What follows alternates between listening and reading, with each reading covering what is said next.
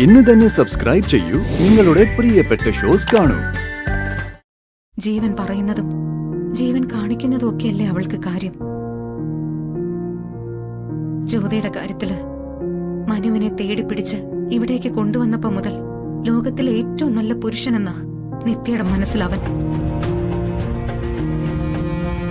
രഘുവേട്ട, അതേ അവൻ തന്നെയാ അവളെ കൊല്ലുമെന്ന് എന്നെ ഭീഷണിപ്പെടുത്തുന്നത്.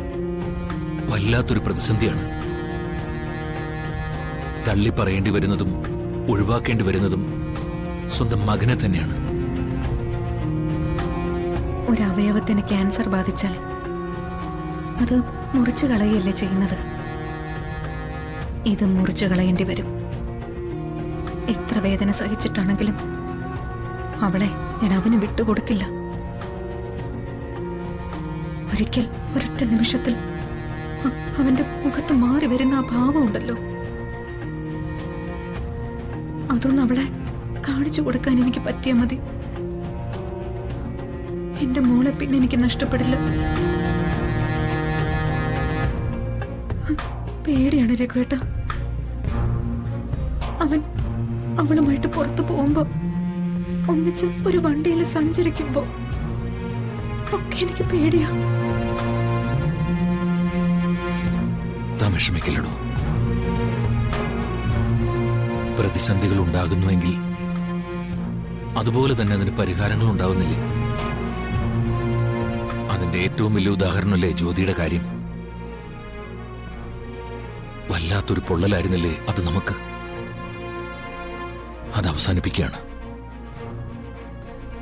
അത് കഴിഞ്ഞ് നിത്യയുടെ കാര്യത്തിലും ഒരു വെളിച്ചമുണ്ടോ? ഇത്രയും കാലം താൻ ഒറ്റയ്ക്ക് ഫൈറ്റ് ചെയ്തതല്ലേ, ഇനിയിപ്പോ നമുക്കൊന്നിച്ചാവാം.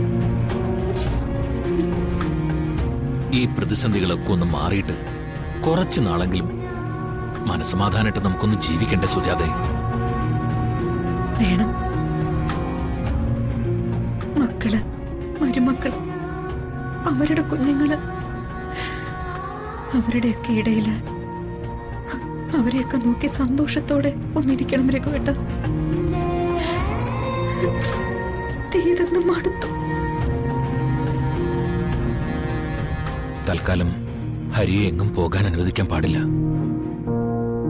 അത് നമുക്ക് രാമകൃഷ്ണേട്ടനോട് പറയാം.